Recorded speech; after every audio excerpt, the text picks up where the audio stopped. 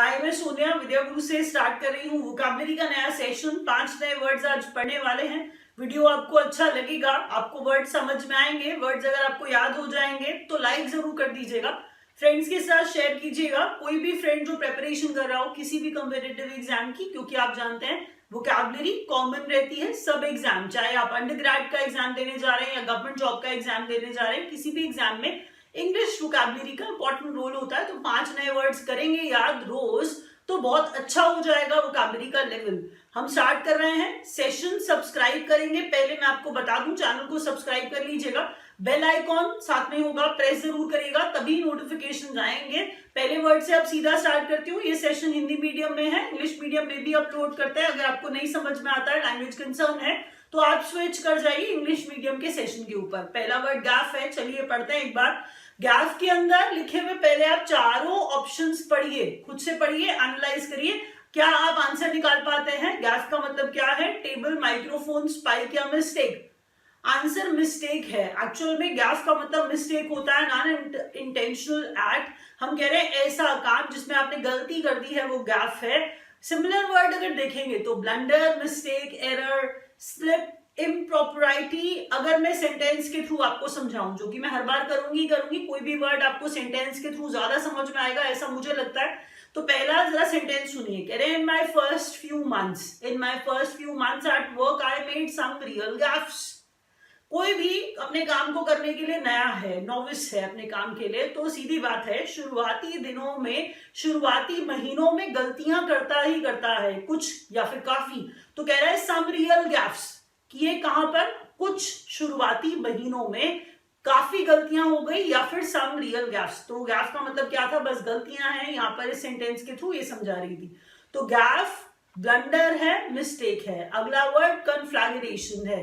कन्फ्लैग्रेशन का मतलब जो कॉमन है ना, जो लोग जानते हैं, जो सब बच्चे पढ़ते हैं और मीनिंग समझते हैं, इसका मतलब सिर्फ आग निकालते हैं कि कहीं पर बहुत बड़ी सी आग लग जाती है, उसे कन्फ्लैग्रेशन कहा जाता है। कॉमन वैसे ऐसा माना जाता है और इतना ही मान के बस कर दिया जाता है। कन्फ्लैग्रेशन का मतलब out of these options conflict निकल के आएगा।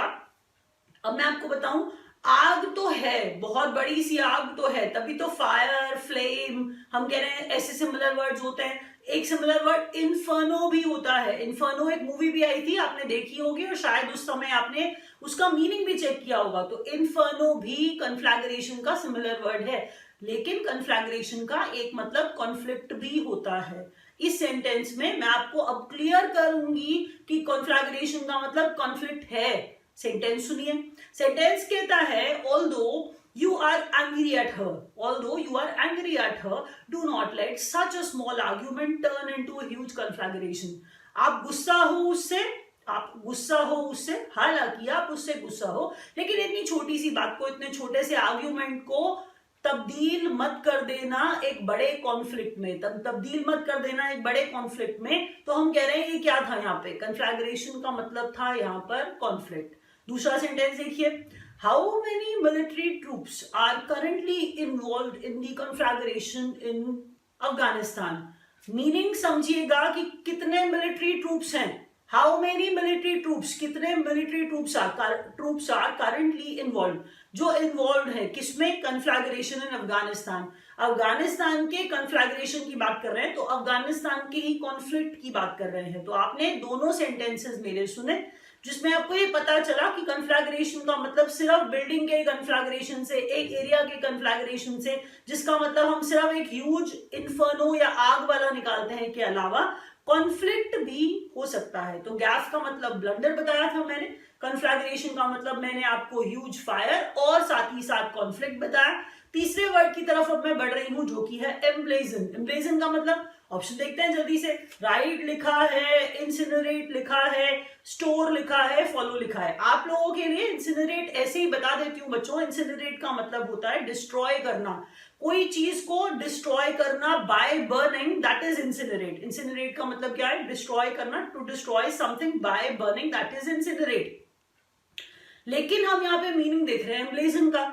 होता ये है कि एम्ब्लेजन के अंदर ब्लेज जैसा जब बच्चे पढ़ लेते हैं उनको दिखने लगता है कि इसके अंदर तो ब्लेज छुपा हुआ है, तो शायद इसका मीनिंग इंसिनरेट ही होगा, लेकिन इसका मीनिंग राइट है। इसका मीनिंग राइट है क्योंकि हम कह रहे हैं एम्ब्लेजन का मतलब होता है कॉन्स्पिक्यूअसली इंस्क्राइब और डिस्प्ले अ डिजाइन ऑन।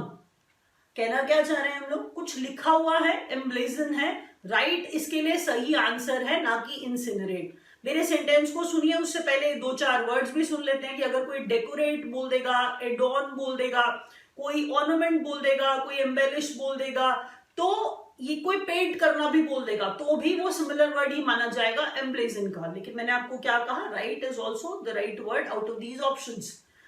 अब जरा सेंटेंस सुनिए, सेंटेंस सुनते हैं और उसके बाद जरा सोचते हैं कि क्या मीनिंग हमारा ठीक था या नहीं।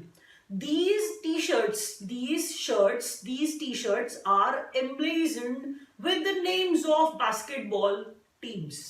तो इसका मतलब अब बास्केटबॉल टीम के जो नाम है वो टी शर्ट्स के ऊपर एम्ब्लेजन किए हैं, तो हमारा मीनिंग बिल्कुल ठीक निकल के आ गया कि एम्ब्लेजन का मतलब क्या था, लिखे हुए थे। राइट है, टी शर्ट के ऊपर बास्केटबॉल टीम के जो नाम जो है वो एम्ब्लेजन किए गए हैं, मतलब लिखे गए हैं। तो अभी हमने क्या पढ़ा, गैफ पढ़ा, गैफ ब्लंडर था। उसके बाद हमने क्या पढ़ा था, उसके बाद हमने पढ़ा था कन्फ्लैग्रेशन, जिसका मीनिंग फायर भी था और साथ ही कॉन्फ्लिक्ट भी था। तीसरा मतलब हमने एम्ब्लेजन पढ़ा, एम्ब्लेजन का मतलब राइट भी है और डिजाइन भी है। अब चौथा वर्ड पढ़ते हैं जल्दी से। फोर्थ वर्ड कह रहा है क्वांडरी। क्वांडरी मीन्स कंफ्यूजन है, परप्लेक्सिटी है। जब आप कंफ्यूज होते हैं, उस कंफ्यूजन को, उस डिलेमा को हम क्वांडरी कहते हैं। तो क्वांडरी के लिए अब इस ऑप्शंस को जरा देखते हैं और जरा इन ऑप्शंस के थ्रू पता लगाते हैं। ना तो पनिशमेंट है, ना डिस्कशन है, ना आर्ग्यूमेंट है, प्रॉब्लम है, क्योंकि प्रॉब्लम ही तो डिलेमा है ना। डिलेमा है, परप्लेक्सिटी है, जहां आप कंफ्यूज है, कंफ्यूजन वाला जो स्टेट है हम कह रहे हैं क्वांडरी है। A state of perplexity, uncertainty over what to do in a difficult situation, जो मैंने आपको कहा था। सिमिलर वर्ड अगर हम कहें तो आप डिलेमा बोल सकते हैं, आप ट्रबल और कंफ्यूजन बोल सकते हैं। सेंटेंस सुनिए जरा, मीनिंग थोड़ा सा रह जाएगा दिमाग में, बहुत एग्जाम्स में आया हुआ वर्ड है क्वांडरी, प्लीज याद रखिएगा। The recent downturn in the stock market has placed some investors into a bit of quandary. क्या कह रहा है, रीसेंट डाउनटर्न है, उस रीसेंट डाउनटर्न, जो रीसेंट डाउनटर्न है कहां, स्टॉक मार्केट में जो गिरावट आ रही है, जो रीसेंट डाउनटर्न है स्टॉक मार्केट में गिरावट जो आ रही है, has placed some investors into a bit of quandary. Actual में जो इन्वेस्टर्स हैं वो किस स्थिति में है, किस स्टेट में है, क्वांडरी की स्टेट में है, परप्लेक्सिटी की या फिर कंफ्यूजन वाली स्टेट में है। तो उस तरीके से अगर आप इसे पढ़ेंगे तो आउट ऑफ दीज ऑप्शंस क्वांडरी का मीनिंग निकल के आ जाएगा प्रॉब्लम। अगला क्वेश्चन, अगला वर्ड, पांचवा वर्ड, आज का आखिरी वर्ड, कंटिंजेंट का मतलब क्या है। कंटिंजेंट का मतलब है, कंटिंजेंट का मतलब क्या है, कंटिंजेंट का मतलब होता है सब्जेक्ट टू चांस। अगर ऑप्शन देखें, डिपेंडेंट है, एग्जिस्टेंट है, डिटेल्ड है, अलाउड है। Our trip is contingent on weather, dependent on weather, We can get tickets। Similar मतलब वर्ड्स अगर सिमिलर कहें तो चांस होता है, फॉर्टुइटस होता है, पॉसिबल होता है, डिपेंडेंट होता है। फॉर्टुइटस की स्पेलिंग आपको आनी चाहिए, fortuitously, fortuitous, FORTUITOUS, FORTUITOUS, that is fortuitous. Accidental या कोई चीज बाय चांस होती है उसे फॉर्टुइटस कहते हैं। Fortuitous is the similar word of contingent. तो मैंने क्या कहा, कंटिंजेंट का मतलब डिपेंडेंट है या फिर बाय चांस है। तो अगर हम ऑप्शन देखते तो पहला ही ऑप्शन सही था, डिपेंडेंट इसका मीनिंग था। और क्या कहा था सेंटेंस में मैंने कि हमारा trip, our trip is contingent, dependent on, contingent on, preposition से भी शायद आप समझ जाते, कंटिंजेंट ऑन, डिपेंडेंट ऑन, किस चीज पर, weather we can get tickets. अगर टिकट्स मिलेंगी तो ट्रिप है, टिकट्स नहीं मिलेंगी तो ट्रिप नहीं है। अभी के लिए रैप अप कर रहे हैं। Thank you so much.